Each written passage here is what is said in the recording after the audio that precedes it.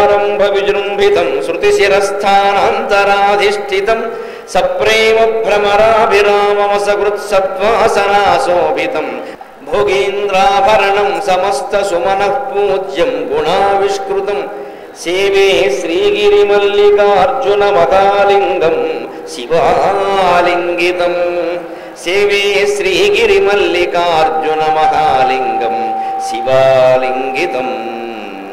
దైవానుగ్రహం కలగాలి అంటే తీవ్ర ప్రయత్నం చేయాలి. కాళ్ళు చాపి కూర్చుంటే కలగదండి. మన ప్రయత్నం మనం చెయ్యాలి. భగవంతుడి మీద విశ్వాసం ఉంచాలి. అప్పుడు ఖచ్చితంగా మనం విజయం సాధిస్తాం. అదే లెక్క ఆయన అడిగాడు. కిం స్విదున్నమ ఆదిత్యమున్నయతి కిం స్విదాదిత్యమున్నయతి బ్రహ్మాదిత్యమున్నయతి. ప్రశ్న ఎదుటివాడి నోట్లోంచి రాకముందే జవాబు వస్తుంది. ధర్మరాజు యొక్క తెలివి. కిం స్విదాదిత్యమున్నయతి బ్రహ్మాదిత్యమున్నయతి కేచతస్యాభితశ్చరాక దేవాస్తస్యాభితశ్చరాక కేచతస్యాభితశ్చరాక దేవాస్తస్యాభితశ్చరాక కశ్చైనమస్తం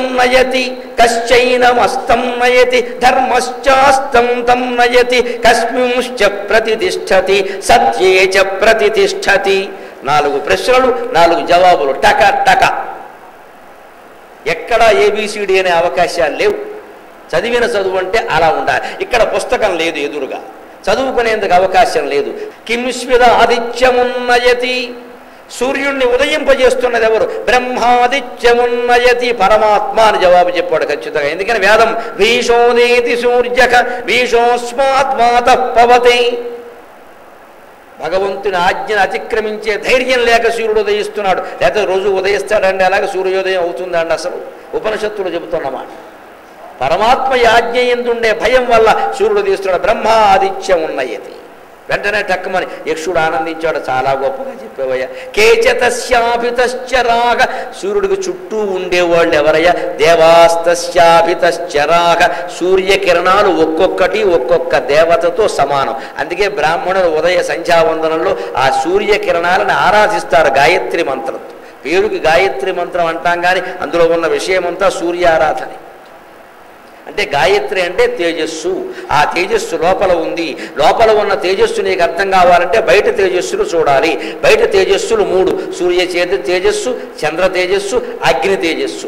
అగ్ని ఒక కాలం ఉంటుంది, ఒక కాలం ఆరిపోతుంది. చంద్రుడు ఒక కాలం ఉంటాడు, ఒక కాలం తగ్గిపోతాడు. శుక్లపక్షం, కృష్ణపక్షం. సూర్యుడు ప్రకాశించినంత కాలం అలా పగలల్లా అలా ప్రకాశిస్తాడు. పైగా రాత్రి మరో చోట ప్రకాశిస్తాడు. మనకి ఇక్కడ అస్తమించాడంటే అమెరికాలో ఉదయించాడని అర్థం. సూర్యుడికి అస్తమయం అనేది లేదండి నిజానికి అక్కడ. అందుకని ఎప్పుడూ ప్రకాశించేటువంటి తేజస్వంతమైనటువంటి పదార్థం సూర్యుడయ్యా. అందుకని ఆయన పరమాత్మ అనుగ్రహం కారణంగా ఉదయిస్తున్నాడు. ఆయన చుట్టూ ఉండేవాళ్ళంతా దేవతలే. కానీ మందేగులైనటువంటి కొంతమంది రాక్షసులు కూడా ఉండే అవకాశం ఉంది. అందుకే బ్రాహ్మణులు గాయత్రి మంత్ర ప్రభావంతో ఆ మందేగుని సంహారం కోసమే సంధ్యావందనం చేస్తారు ఖచ్చితంగా. కశ్చైనం అస్తం నయతి, సూర్యుడు అస్తమించడానికి కారణం ఏదన్నాడు? ఉదయించడానికి కారణం పరమాత్మ. అస్తమించడానికి కారణం ఏదంటే ధర్మశ్చైనమస్తం నయతి, ధర్మం కారణంగానే అస్తమిస్తున్నాడు. అంటే తన ధర్మాన్ని తాను నిర్వర్తిస్తున్నాడు. సరిగ్గా భూమి గుండ్రంగా ఇలా తిరుగుతూ ఉంటే, సూర్యుని చుట్టూ తిరుగుతూ ఉంటే ఒకవైపు ఉదయిస్తోందంటే రెండో వైపు అస్తమిస్తున్నట్టే కదండి. ఈ రెండూ జరగకపోతే 24 గంటల సమయం వచ్చే అవకాశం ఉందా? 24 గంటల సమయం లేకపోతే మనం పడుకుంటామా? అందుకని ధర్మం స్వధర్మం, తన ధర్మాన్ని తాను చేస్తున్నాడు సూర్యుడు. పరమాత్మ చెప్పిన ప్రకారం మనం అందరం కూడా మన ధర్మాన్ని మనం చేయాలి. మన ఉద్యోగ బాధ్యతలు, మన వ్యాపార బాధ్యతలు, మన వ్యవసాయ బాధ్యతలు, మన సంసార బాధ్యతలు ఏవి ఎన్నుకున్నావో ఆ ధర్మాన్ని మనం చేయాలి. కశ్చైనమస్తం నయతి ధర్మశ్చాస్తం తం నయతి కస్మింశ్చిత్ ప్రతిష్ఠతి. సూర్యుడు దేని యందు ప్రతిష్ఠితుడై ఉంటాడంటే సూర్యాస్తమయం, సూర్యోదయం ఎందుకంత ఖచ్చితంగా జరుగుతున్నాయంటే సత్యేచ ప్రతిష్ఠతి. లోకమంతా సత్యం మీద ఆధారపడి ఉంది. సత్యమేవ జయతే అని మనం భారత జాతీయ చిహ్నంలో రాసుకున్నాం మనం. అందుకని సత్యాన్ని మాట్లాడేందుకు బ్రహ్మదేవుని శిక్షించింది. సత్యేచ ప్రతిష్ఠతి. కేన స్విశ్రోత్రియో భవతి శృతేన శ్రోత్రియో భవతి. కేనస్విత్ శ్రోత్రియో భవతి శృతేన శ్రోత్రియో భవతి కేనస్విత్ విందతే మగతు తపసా విందతే మగతు కేన ద్వితీయవాన్ భవతి ధృత్యా ద్వితీయవాన్ భవతి రాజన్ కేనచ బుద్ధిమాన్ బుద్ధిమాన్ వృద్ధ సేవయా. 4 మాటలు 4 వజ్రాల్లో ఉపయోగపడే. శ్రోత్రియుడు అంటే బ్రాహ్మణుడు కదండి, మనం శ్రోత్రియులు అంటాం బ్రాహ్మణులు. ఎందుకంటాం? శృతి, వేదం చదివారు శ్రోత్రియులు. బ్రాహ్మణులైన వాళ్ళు గుర్తుపెట్టుకోవాలి దయచేసి. ఉపనయనం అయ్యాక ద్విజ, వేదం చదివాక విప్రహ, ఇప్పుడు బ్రహ్మజ్ఞానం కలిగాక బ్రాహ్మణ. అది గమనించండి. కేనస్విద్ విందతే మహతు, మనిషి తన జీవిత లక్ష్యాన్ని అంతిమంగా ఆ బ్రహ్మజ్ఞానాన్ని పొందాలంటే ఏం చేయాలి? తపసా విందతే మహతు, ఆ బ్రాహ్మణుడికి నిర్దేశించిన కర్మ తపస్సు. అది కూడా అందరూ చెయ్యకూడదు. వేదం చదవాలి, వేదాంతం చదవాలి, తపస్సులోకి వెళ్ళాలి. తపసా విందతే మహతు, ఆ బ్రహ్మత్వం ఎందుకు వచ్చిందంటే తపస్సు కారణంగా. ఇప్పుడు అందరికీ ఉపయోగపడే మాట చెబుతున్నాడు. కేన ద్వితీయవాన్ భవతి. ఎవరైనా ఆలోచించండి, జీవితాంతం తోడుగా ఉండేది ఏది? అది ప్రశ్న. మనిషికి జీవితాంతం తోడుగా ఉండేవారు ఎవరు? చివరి వరకు మనిషి తోడుగా ఉండేవారు ఎవరు అంటే భార్య కాదు, భర్త కాదు, తల్లి కాదు, తండ్రి కాదు, సొంత శరీరం కాదు, గుండె ధైర్యం ఒక్కటే మనిషి బతుకున్నంత కాలం కూడా ఉంటుంది ఖచ్చితంగా. ధృత్యా ద్వితీయవాన్ భవతి. శ్మశానంలో మనతో తోడుగా ఉండేవాళ్ళు ఎవరు లేరండి, కానీ జీవితంలో తోడుగా ఉండేది నీ గుండె ధైర్యం. మనం ధైర్యంగా ఉంటే ఒక్కళ్ళం ఎక్కడైనా ఉండగలం, ఎక్కడైనా పడుకోగలం, ఏదైనా తినగలం, ఏదైనా చేయగలం. కేన ద్వితీయవాన్ భవతి అంటే భార్య, భర్త, తల్లి, తండ్రి ఏ పేరు చెప్పలా ధర్మరాజు. తృత్యా ద్వితీయవాన్ భవతి. ధర్మరాజా చక్కగా చెబుతున్నావయ్యా, విన్న కొద్దీ వినాలనిపిస్తుందయ్యా, అడిగిన కొద్దీ అడగాలనిపిస్తుందయ్యా, నీ తమ్ముళ్ళ సంగతి నేను చూసుకుంటాను కానీ జవాబులు చెప్పవయ్యా. ఆయనకు ఆనందంగా ఉంది. విద్యార్థి ఆనందంగా జవాబులు చెబుతుంటే మాస్టర్కి ఇంకో గంట పాఠం చెబుదామనిపిస్తుంది. ఏం చెప్పకపోతే మీకు ఎంత చెప్పినా ఒకటే పొండి అంటాడు ఆయన. అందుకని ఈయన కూడా జవాబులు బాగా చెబుతుంటే ఆనందంగా ఒక్క మాట చెప్పబోయా. బుద్ధిమాన్ కేనచ బుద్ధిమాన్, మనిషి బుద్ధిమంతుడు అవ్వాలంటే ఏం చెయ్యాలి? బుద్ధిమాన్ వృద్ధ సేవయా, పెద్దల సేవ చేసినందువలనే బుద్ధిమంతుడు అవుతాడు ఎవరైనా. బుద్ధి అంటే కేవలం తెలివితేటలు కాదు. బుద్ధిమాన్ వృద్ధ సేవయా. వృద్ధ అంటే ముసలివాళ్ళని అర్థం కాదు, పెద్దవాళ్ళు అని అర్థం. గమనించండి, వృద్ధులు అంటే మాట వేరు, పెద్దలు అంటే మాట వేరు. వృద్ధులు అంటే ముసలి వాళ్ళని అర్థం వస్తుంది, పెద్దలు అంటే గౌరవించదగిన వాళ్ళని అర్థం. అందుకని ఇంట్లో ఉన్న పెద్దవాళ్ళని మనం పెద్దలు అనాలి, వృద్ధులు అనకూడదు. పెద్దవాళ్ళు మీరు లేకపోతే ఎలాగండి అనాలి, కానీ వృద్ధులు అనకూడదు. వృద్ధులు, వార్ధక్యం అనే మాటలు సరైన గౌ. వృద్ధులు కాదు, పెద్దలు. పెద్దలంటే పెద్దరికం. పెద్దలను వేదిక మీద కూర్చోబెడతారు, పెద్దలు, పూజ్యులు, గౌరవనీయులు అంటారు. అందుకని పెద్దలంటే గౌరవనీయులు, వృద్ధులు, పూజ్యులు అనరు. ఆ వృద్ధులు అనే మాట ఎక్కువ వాడకూడదండి. పెద్దలు, వాళ్ళు సంతోషిస్తారు. బుద్ధిమాన్ వృద్ధసేవయా అన్నారు ఖచ్చితంగా. ఇప్పుడు చూడండి, యక్షుడు మరొక ప్రశ్న అడుగుతున్నాడు. లోకంలో చాలామంది మంచివాళ్ళులా కనిపిస్తారు, కానీ చాలామంది మంచివాళ్ళు జీవన్మృతులు అంటున్నాడు ఆయన. మంచివాళ్ళులా మీకు కనపడతారు కానీ జీవన్మృతులు వాళ్ళు, బతికినా చనిపోయిన వాళ్ళతో సమానంట. ఎవరు? ఇంద్రియార్థాన్ అనుభవన్ బుద్ధిమాన్ లోకపూజితః సమ్మత సర్వభూతానాం ఉచ్ఛ్వసంకో నజీవతి. ఇది యక్షుని ప్రశ్న. ధర్మరాజా, నాకెందుకో ఒక అనుమానం వస్తుందయా, నువ్వు అన్నిటికీ బాగా జవాబులు చెబుతున్నావు, మహామేధావిలో ఉన్నావు, చాలా ఓపిగ్గా చెబుతున్నావు. నీ ధైర్యానికి నాకు ఆశ్చర్యకరంగా ఉందయ్యా. శరీరంలో కానీ మనస్సులో కానీ కాస్త ఏదైనా అనారోగ్యం వచ్చిందంటే తట్టుకోలేకపోతారు ఎవరైనా. అటువంటిది 4 తమ్ముళ్ళ శవాలు ఎదురుగా పెట్టుకుని పరీక్ష రాస్తున్నావు మహానుభావ, నాకు ఆశ్చర్యకరంగా ఉంది. అందుకని నేను ప్రశ్నించడానికి కాదు, నేను తెలుసుకోవడం కోసం అడుగుతున్నానయ్యా. ఇంద్రియార్థాన్ అనుభవన్, అనేక రకాల ఇంద్రియ భోగాలు అనుభవించిన వాళ్ళు కూడా బుద్ధిమాన్ లోకపూజితః, బుద్ధిమంతుడవచ్చు. లోకపూజితః, లోకమంతా తను గౌరవించవచ్చు, మంచివాడే కావచ్చు. అన్ని రకాల భోగాలు అనుభవించాట, లోకమంతా గౌరవిస్తోందట, బుద్ధిమంతుట. ఇంకేమిటండి, గొప్పవాడే కదా. ఇంకో మాట, సమ్మత సర్వభూతానాం, అన్ని జీవులు అందరూ ఆయన అంగీకరిస్తారట. ఆయన గొప్పవాడు, ఆయన పేరు చెబితే అబ్బో ఆయన అండి చాలా మంచివాడండి అంటారట. కానీ ఉచ్ఛ్వసంకో నజీవతి, ఇంత ప్రతిష్ట కలిగి కూడా, ఇంతమంది చేత గౌరవింపబడుతూ కూడా, ఇన్ని భోగాలు అనుభవించి కూడా, ఇంత బుద్ధిమంతుడుగా కీర్తింపబడుతూ కూడా, నా దృష్టిలో ఒకడు జీవచ్ఛవం లాంటి వాడు ఉన్నాడు, ఎవడో చెప్పమన్నాడు. ఎంత పరీక్ష అండి ఇది. ఇవన్నీ మంచి లక్షణాలు. ఈ లక్షణాలు కలిగిన వాడిని జీవోత్సవం అని ఎవరు అనరు. కానీ యక్షుడు అంటున్నాడు, నా దృష్టిలో జీవోత్సవం చెప్పండి అంటే ఒక్క క్షణం ఆలస్యం చేయకుండా చెప్పాడు మహామేధావి ధర్మరాజు. దేవతాతిథి భృత్యేభ్య దేవతాతిథి భృత్యానాం పితॄణాంశ్చాత్మనశ్చయక న నిర్వపతి పంచానాం ఉచ్ఛ్వసంస నజీవతి. మనం తినగానే సరిపోలేదు, ఎదుటి వాళ్ళకి ఏం పెట్టామనేదే చాలా ముఖ్యం. అది పాయింట్ ఇక్కడ. ఇందాక చెప్పినటువంటి వ్యక్తిలో ఆయన అన్ని భోగాలు అనుభవించాడు, ఇంద్రియార్థాన్ అనుభవాన్ని. బుద్ధిమాన్, బాగా చదువుకున్నాడు, పండితుడు అయ్యాడు, అది బాగానే ఉంది. లోకపూజిత, లోకం కూడా ఆయన గౌరవిస్తోంది, అది బాగానే ఉంది. అలాగే సమ్మత సర్వభూతానాం, అందరూ ఆయన్ని అంగీకరిస్తున్నారు, అవునంటున్నారు, బాగుంది, గౌరవిస్తున్నారు, సన్మానం, అది బాగానే ఉంది. అయినా వాడు నజీవతి, జీవోత్సవంతో సమానం. ఎప్పుడు ఇతరులకు ఏమీ పెట్టనివాడు. నువ్వు అనుభవించడం, కలిగి ఉండడం, పాండిత్యం సంపాదించడం, లోకంలో గౌరవాలు పొందడం, సన్మానాలు పొందడం, పద్మశ్రీ, పద్మభూషణం, భారతరత్న సహా అన్ని బిరుదులన్నీ కైవసం చేసుకోవడం, నేను ఇంతవాడిన, ఇదేది ముఖ్యం కాదు. 5గురికి నిత్యం మనం సేవ చెయ్యాలి, తర్పణం విడిచిపెట్టాలి, కొంతమందికి ఏదైనా ఇవ్వాలి, కొంతమందికి ఎవరు దేవత అతిథి భృత్యేభ్యక పితॄణాంచ ఆత్మనశ్చయక. ఎంత చక్కగా చెబుతుంది చూడండి మన శాస్త్రం. తనని, ఆ మనిషిని కూడా అశ్రద్ధ చేయదని, స్వార్థం వద్దని చెప్పట్లేదు, లోకాన్ని మింగేసే స్వార్థం వద్దని చెబుతాం. స్వార్థం లేకుండా జీవితం ఎలా ఉంటుంది? మన కడుపు మనం నింపుకోవాలి, మనకు కావలసిన బట్టలు మనం కొనుక్కోవాలి, మనకు కావలసిన భోగాలు ఏవో ఉన్నాయో అనుభవించాలి. ఆ మాత్రం తీరకపోతే మనిషి ఎలాగండి? చదువుకోవాలనిపిస్తుంది, తిరగాలనిపిస్తుంది, ఏదో యాత్రలు చేయాలనిపిస్తుంది, అవన్నీ చెయ్యాలి, తప్పేం లేదు. కానీ వీటన్నిటి వెనకాల స్వార్థం ఇంకా బాగా పెంచేసుకుని ఇక ఇతరులకు రాని అవకాశాలన్నీ మనం మింగేద్దామని చూడడం ఉంది, అది ప్రమాదం. అందుకని దేవత, రోజు దేవతలకి నా నిర్వపతి, నిర్వాపణం చేయాలంటే తర్పణం చేయాలి. దేవతలకు తర్పణం అంటే యజ్ఞం. ఎవరు దేవతలు ఆనందించే విధంగా యజ్ఞము చెయ్యరు. యజ్ఞం అంటే అప్పుడు పూర్వం యజ్ఞాలు చేసేవారు, ఇప్పుడు అందరం యజ్ఞాలను పూనుకోవలసిన పనుల యజ్ఞాలు కొంతమంది చెయ్యాలి.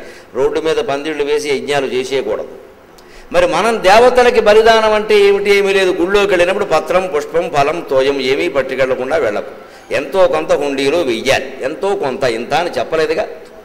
రూపాయి వెయ్యి, 10 రూపాయలు వేయగలిగితే 10,000, దానికేముంది? సమర్పణ భావం, సమర్పణ భావం. అలాగే ఇంట్లో కూడా అన్నం తినేటప్పుడు ఖచ్చితంగా ఒక ముద్ద పక్కన పెట్టమన్నారు. దాన్ని దేవుడు ముద్ద, దేవుడు ముద్ద అంటారు. అన్ని కులాల వాళ్ళు చేస్తారు. ఇప్పుడు బ్రాహ్మణులు వేరే విధంగా చేస్తారు, వారికి మంత్రపూర్వకంగా చెప్పారు, వారి విధానం వేరే. మిగిలిన వాళ్ళందరికీ ఒక్క ముద్ద పక్కన పెట్టమన్నారు. ఆ ముద్ద ఇంటి 4 మూలల్లో ఎక్కడో ఓ చోట, ఓ మొక్క దగ్గర, ఓ చెట్టు దగ్గర, ఓ మూల పెట్టేస్తే చీమలు, దోమలు అవన్నీ దాన్ని తింటే అవి లోపలికి రావు. ఇప్పుడు అది కూడా మనం కక్కుర్తిపడి పెట్టడం మానేశాం, అవన్నీ ఇంట్లోకి వచ్చేసే మొత్తం. 4 మూలలా 4 ముద్దలు పెట్టేస్తే వాటికి ఆహారం సరిపోయేందుగా అవి రావు. అంత గొప్పది మన సంస్కృతి. దేవతాతిథి భృత్యేభ్యక భృత్యానాం, సేవకులు, ఇంట్లో పనిచేసే పని మనుషులు, సేవకులు ఉంటారు కదా, వారు అన్నం తిన్నారా లేదా అడుగుతూ ఉండాలి. పని మనిషి వచ్చిందంటే కవి తాగావా, అన్నం తిన్నావా, నీ పిల్లలు బాగున్నారా అని ఓసారి అడిగితే సంతోషిస్తాం. మన ఎవరన్నా పలకరిస్తే సంతోషిస్తాం కదా, వాళ్ళు అంతే. అలాగే సేవకుల సంగతి, వాళ్ళకి ఏమైనా మనం వాడేసిన బట్టలు ఇవ్వడం, వీలైతే కొత్త బట్టలు ఇవ్వడం, కాస్త డబ్బులు ఇవ్వడం, వాళ్ళకి ఏదైనా వైద్యం వస్తే ఆదుకోవడం, అలాంటివి ఉంటే పని చేస్తారండి, బాగానే కాస్త కృతజ్ఞత ఉంటుంది కదా, అలా చేయాలి. అలాగే పితృణాంచ, వెళ్ళిపోయిన వాళ్ళు పితృదేవతలు. ఇంట్లో తల్లిదండ్రులు కనుక సజీవులై ఉంటే అంతకంటే గొప్ప విషయం లేదు. ముందు వాళ్ళు తిన్నాకే ఇంట్లో వాళ్ళు తినాలి. ఒకవేళ దురదృష్టవశాత్తు వాళ్ళు స్వర్గస్థులైతే వాళ్ళకి తర్పణం విడిచిపెట్టవలసిందే. అంటే మాసికాలు, ఆబ్దికాలు ఏదో లెక్క ప్రకారం ఉంటాయి, సంవత్సరం తర్వాత పెట్టేవి, ఇవన్నీ అలా పెట్టవలసిందే తప్ప ఇక ఏకంగా దొరికింది కదా అవకాశం, ఈ మధ్య కాశీ వెళ్ళామండి, గయ్యలో పెట్టేశామండి, ఇక పెట్టక్కర్లేదండి, ఇక పెట్టక్కర్లేదని ఎవరికి చెప్పారంటే మంచంలో ఉన్నవాడికి, నీకు నాకు కాదు. గయా శ్రాద్ధం పెడితే ఇక శ్రాద్ధం పెట్టక్కర్లేదని శాస్త్రం ఎవరికంటే మంచంలో ఉన్న వాళ్ళకి, శుభ్రంగా తిరిగే వాళ్ళకి కాదండి. ఆ ఉపాయం ఎందుకు చెప్పారు, పద్ధతి తప్పనిసరి అంటే మన శాస్త్రాలు ఎటువంటివి అంటే మనిషిని బాధ పెట్టేవి కావు, మనిషిని సౌకర్యం చూపిస్తాయి. బాబు సుఖంగా ఉండవయ్యా, నువ్వు బాగుండు, నలుగురిని చూడు, అందుకని ఇబ్బంది పెట్టమండి. అంతే, మన మనస్థితి, మన శరీర స్థితి మనకు తెలుసును కాబట్టి దాన్ని బట్టే మనం చెయ్యాలి. అంతేగాని మనకి ఆ వాళ్ళకి చెప్పినవన్నీ మనకు అన్వయించుకోకూడదు. అందుకని పితృణాంచ, పితృదేవతలకు తర్పణం కూడా అశ్రద్ధ చేయకూడదు. ఏడాదికోసారి పోయినటువంటి తల్లికి కానీ తండ్రికి కానీ ఆబ్దికం పెట్టి తీరవలసిందే. ఇతర కులాల వాళ్ళకు కూడా ఎలా పెట్టాలో నిర్ధారణ ఉంది. సంక్రాంతి నాడు, అమావాస్య నాడు పెడతారు, స్వయంపాకం ఇస్తారు, ఆ ప్రకారం వాళ్ళు చేయాల్సింది. ఇందులో ఏది మానే అవకాశం. ఇన్నిటికంటే గొప్పది ఆత్మనశ్చయక, తన గురించి కూడా తాను చూసుకోవాలి, ముందు తాను తినాలి, సుఖంగా ఉండాలి. అందుకని 100 పనులు మానేసైనా భోజనం చేయమన్నారు. శతం విహాయ భోక్తవ్యం సహస్రం స్నానమేవచ. సరదాగా చెబుతారు శాస్త్రం. పిల్లలు ఈవేళ అన్నం తినకుండా ఊరికే తిరుగుతూ ఉంటారు బయట. అన్నం తినమంటే ఉండమ్మా వస్తున్నా ఉండమ్మా వస్తున్నా అంటాడు. సెల్ ఫోన్ పట్టుకుంటాడు, రాడు. అందుకని ఏం చెబుతుంది శాస్త్రం అంటే శతం విహాయ భోక్తవ్యం సహస్రం స్నానమేవచ లక్షం విహాయ దాతవ్యం కోటిం త్యక్త్వా హరిం భజేత్. ఎంత చక్కగా చెప్పారో చూడండి. శతం విహాయ భోక్తవ్యం 100 పనులు మానేసైనా భోజనం చేయాలి. ఎందుకంటే ముందు భోజనం చేస్తేనే 100 పనులు చేయగలవు. తర్వాత సహస్రం స్నానమాచరేత్. 1000 పనులు మానేసైనా స్నానం చేయాలి. ఎందుకు స్నానం ఎందుకు చేయాలి? అలాగా భోజనం చేయడం మన కోసం, స్నానం చేయడం లోక కళ్యాణార్థం, పక్కవాడికి ఇబ్బంది కలగకుండాను. వాడంటాడు లేకపోతే ఏమిటో తేడా వచ్చిందో. ఇంకో మాట లక్షం విహాయ దాతవ్యం. ఎవరికైనా ఏదైనా ఇస్తామని చెప్పాం, ఇచ్చి తీరాలి. వెంటనే చేసి ఇవ్వాలి. 1,00,000 పనులు మానేసి ఇచ్చేయి. ఒక ఆటో మాట్లాడుకుని వాడి ఇంటికి వెళ్ళి ఇచ్చేయి ఇస్తానని చెప్పి. వాడు రాకపోయినా సరే ఇస్తానని చెప్పావు కదా, అంతేగా ఇద్దాంలే అనుకుంటే ఇవ్వకుండానే ప్రాణం పోతుందేమో. చివరికి ఆ బాకీ తీర్చడం కోసం వాడి కొడుకే పుడతావు లేదా వాడికి తండ్రి పుడతావు. కర్మ తప్పదు. ఇది భారతంలోనే జరిగింది యథార్థంగా. అరణ్య పర్వంలోనే యక్ష ప్రశ్నల ఘట్టానికి ముందు ధర్మరాజు అక్కడ కూడా యజ్ఞాలు యాగాలు చేశాడు. రాజు చేయాలిగా, మరి చేస్తే దాన ధర్మాలు చేస్తున్నాడు. సాయంత్రం అయిపోయింది, 5ో ఎంతో ఇచ్చేశాడు. చాలామందికి చాలా ఇచ్చేశాడు. ఇంకా ఇంట్లోకి వెళ్ళిపోతుంటే ఓ బ్రాహ్మడు వచ్చాడు. వచ్చి అయ్యా మీరు ఏదో ఇస్తున్నారని తెలిసింది, కాస్త భేద బ్రాహ్మణుడు వచ్చానన్నాడు.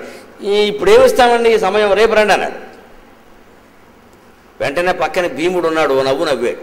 ఆయన సాధారణంగా నవ్వడు. భీముడు నవ్వాడు, ఓ నవ్వు నవ్వాడు. ఆయనకు అనుమానం వచ్చింది, ఏమిటిరా ఎప్పుడు నవ్వో నువ్వు నవ్వో, ఏదో ప్రళయం వచ్చినట్టుగా ఉంది. మనం అనుకుంటాం భీముడు తిండిపోతూ బండవాడు కాదండి, గొప్ప ఫిలాసఫర్, గొప్ప తత్వవేత్త భీముడు అంటే. మహాతత్వం తెలిసినవాడు. అందుకే కృష్ణుడు భగవద్గీత అర్జునుడికి చెప్పాడు, భీముడికి చెప్పాలా. భీముడికి చెప్పాల్సిన అవసరం లేదు, అది తెలిసి పాటించాడు ఆయన. ధర్మరాజుకి భీముడికి భగవద్గీత అవసరం లేదు. అర్జునుడికి పెద్ద యోగ్యత ఉంది చెప్పాడు అనుకో. అర్జునుడికి అవసరం ఉండి చెప్పాడే, ఆయనకు అవసరం. ఎందుకంటే కొడుకు చనిపోతే అర్జునుడు ఏడిచినట్టుగా భీముడు అడవలేదండి ఘటోత్కచుడు చనిపోతే. ఆయన మహాతత్వవేత్త, తెలియక మాట్లాడకూడదు, అలాగా పాత్రలను చదవాలి. ఆయన అంటున్నాడు, ఓ నవ్వు నవ్వేట. ఏమిట్రా నువ్వు నవ్వుతున్నావంటే, ఏం లేదన్నయ్య, రేపు రమ్మన్నావు కదా ఆయన అంటే రేపటి వరకు నువ్వు బతుకుంటావనే నమ్మకం నీకుంది కదా, నాకు లేదయ్యా నమ్మకం, నేనైతే రమ్మని అన్నా. అలాగా ఇస్తానన్నది ఇచ్చేయాలి, కానీ రేపు రమ్మంటున్నావు అంటే రేపటి వరకు బతుకుంటావని నీకు నమ్మకం ఉంది. అంతేగా నాకు ఆనందం, నువ్వు బతుకుండమే కదా నాకు కావాల్సింది. అందుకని నవ్వుతున్నానయ్యా. నేనైతే అలా అన్నా, ఎందుకంటే నాకు నమ్మకం లేదయ్యా బతుకు మీద. వెంటనే పోతాం, పిలిచింది ఇచ్చేయాలి అంతే. అప్పుడు చెంపలు వేసుకుని ధర్మరాజు, ఒరే నువ్వేదో సామాన్యుడు అనుకున్నాను, చాలా గొప్పవాడు, నాకు బుద్ధి చెప్పావు నాయన, నా వెళ్ళిపోతున్నాయని పిలిపించి ఇవ్వదలుచుకున్నది ఇచ్చేసి పంపించేసేట. కోటిం త్యక్త్వా హరిం భజేత్. చివరిదేనా చిన్నదిగానే మాట చెప్పాడు. 1,000 పనులు మానేసేనా భగవన్నామస్మరణ చెయ్యమన్నారు. అంత ముఖ్యమైనటువంటి మాట అది. నిత్యము భగవన్నామస్మరణ. నమ శివాయ నమ శివాయ నమ శివాయ నమ శివాయ. మనస్సులో చేసేదానికి శౌచంతో సంబంధం లేదు, మొహమాట పడకండి. పైకి మాట్లాడాలంటే శుభ్రత ఉండాలి, కానీ మనస్సులో జపం చేస్తే శౌచంతో నిమిత్తం లేదు. ఎక్కడున్నా సరే చేయొచ్చు, ప్రయాణం చేస్తున్నా చేయొచ్చు. గాయత్రి మంత్రానికి చెప్పారు కానీ నిబంధనలు అన్నిటికీ చెప్పలేదు. అందుకని నమశివాయ అనడానికి ఏమి సమయం లేదు, సందర్భం లేదు, మనస్సులో అనుకోవాలి. నిరంతరం అంటూ ఉంటే భగవంతుడు మనల్ని కాపాడుతాడు. ఎప్పుడు వెళ్ళిపోయినా ఇబ్బంది లేదు. ఏం అంటూనే వెళ్ళిపోయాంగా, ఆయనే చెప్పాడు కదా, నా నామాన్ని స్మరిస్తూ ఎవరు ప్రాణం వదిలేస్తారో వారు నా లోకంలోనే ఉంటారన్నారు. ఇంకేమిటంటే కావాల్సింది? మరి అలా స్మరిస్తూ ఉండాలంటే ఏం చేయాలి? నిరంతరం స్మరించాలి. మనకి స్మరించాలని అనిపించినప్పుడు 1,000 పనులు మానేసేనా నమశివాయ అనమన్నారు ఖచ్చితంగా. అది మనం దృష్టిలో పెట్టుకోవాలి ఖచ్చితంగా. అందుకని చెబుతున్నారు ఇక్కడ చాలా స్పష్టంగా, ఏది సరైనదయ్యా అంటే ఇదిగో ఇలా ఉండాలి జీవితం అంటే. ఇంద్రియార్థాన్ని ఐదుగురికి కూడా తర్పణం విడిచిపెట్టవలసిందే. ఇలా ఎవరైతే దేవతలకి, అతిథులకి, పితృదేవతలకి, అలాగే తన బాగు కూడా తన భోజనం, తన స్నానం, తన భోగం చూసుకోవాలి ఖచ్చితంగా. ఈ 5గురిని శాంతిపరచని వాడు జీవచ్ఛవంతో సమానం. వాడు ఎంత గొప్పవాడైనా సరే, లోకంతో పూజింపబడుతున్న వాడైనా సరే, ఐశ్వర్యం ఉన్నా సరే అని చెప్పాక ధర్మరాజా ఎంత బాగా చెప్పావయ్యా. ఇప్పుడు ఒక మాట అడుగుతున్నాడు, విద్యార్థులు ప్రత్యేకంగా తెలుసుకోవాలి. కిం స్విద్ గురుతరం భూమేహే మాతా గురుతరా భూమేహే కిం స్విద్ ఉచ్చతరం చఖాత్ పితా ఉచ్చతరశ్చఖాత్. కిం స్విత్ శీఘ్రతరం వాయోః మనశ్శీఘ్రతరం వాయోః కిం స్విత్ శీఘ్రతరం వాయోః మనశ్శీఘ్రతరం వాయోః కిం స్విత్ లఘుతరం తృణాత్ చింతా లఘుతరీ తృణాత్. ఎంత కఠినంగా ఉన్నాయో ప్రశ్నలు, ఎంత హాయిగా జవాబులు చెప్పాడో చూడండి.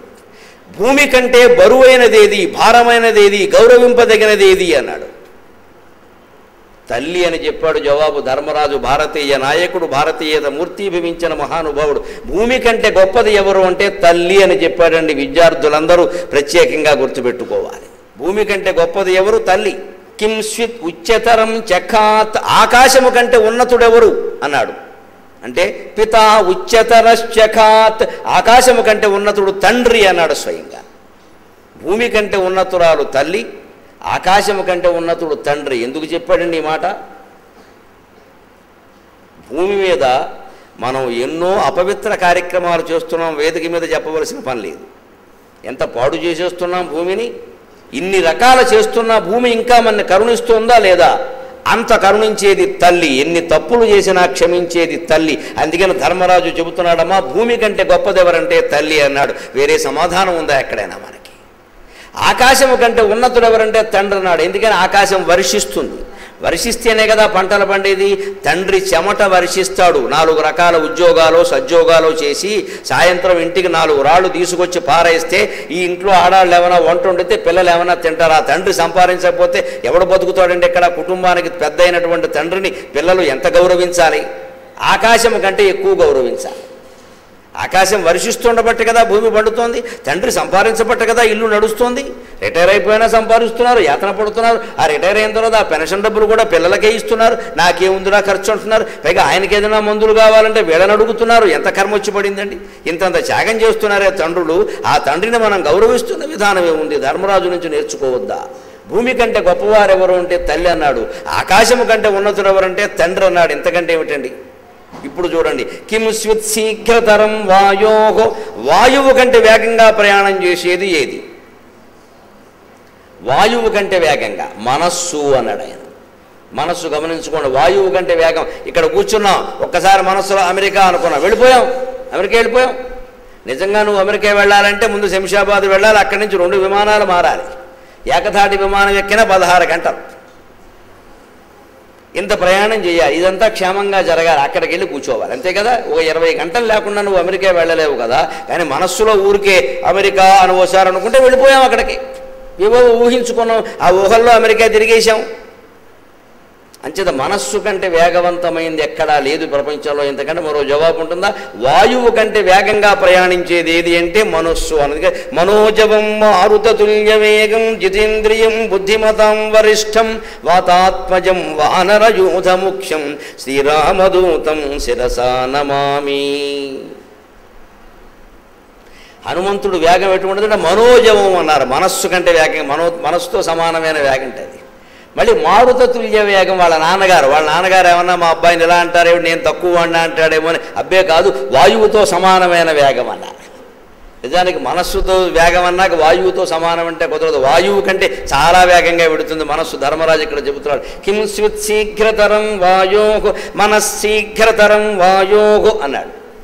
వాయువు కంటే వేగంగా ప్రయాణం చేసేది ఏదంటే మనస్సు. ఆయన హనుమంతుడు స్వయంగా వాయువు కుమారుడు, మనస్సుతో సమానంగా ప్రయాణం చేయగలడు. మరి అందుకే ఒక్క పూటలో లంకకి వెళ్ళిపోయాడు. ఒక్క పూట 3 గంటలు పట్టింది ఆయనకి. సుందరకాండ కథ మొత్తం 1.5 రోజులు. 1.5 రోజులు. బాలకాండ మొత్తం 12 సంవత్సరాలు.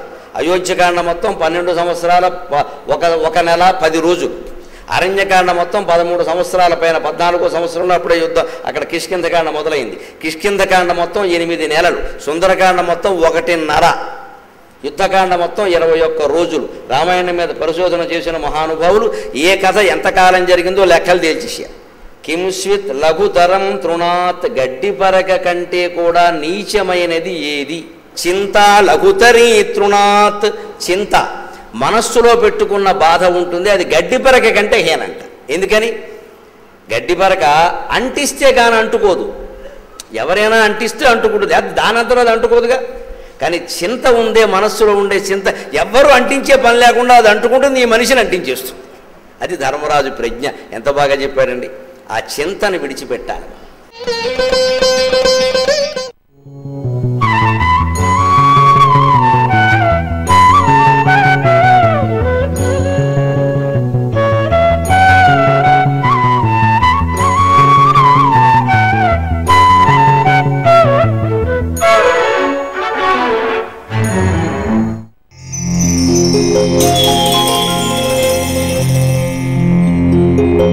you.